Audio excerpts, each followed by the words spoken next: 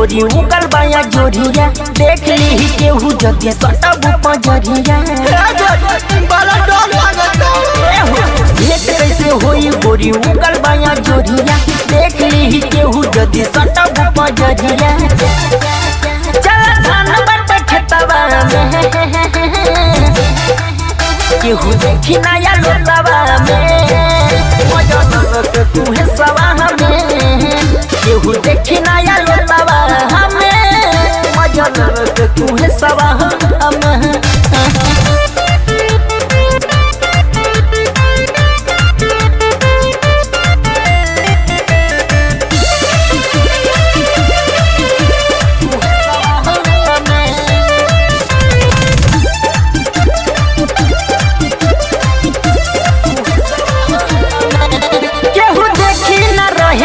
हरिया में हो मजा ली हो जाई भोरो हरिया हो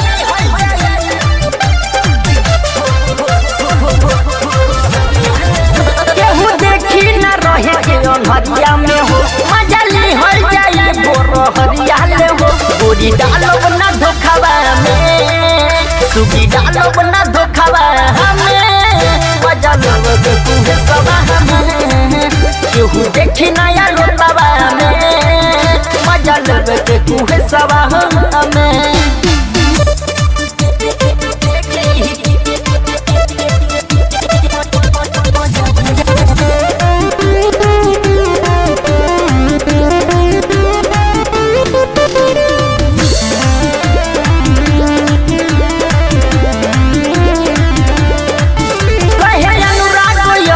दीवारी नु हो बटे कमलेश जमाना हो तियारी नु हो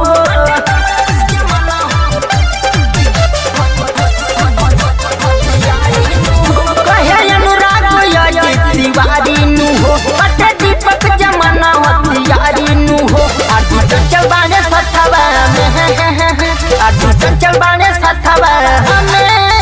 मजा लगे तू है सवा हमें केहू देखी नया लोटवा में खेला के तू है सवा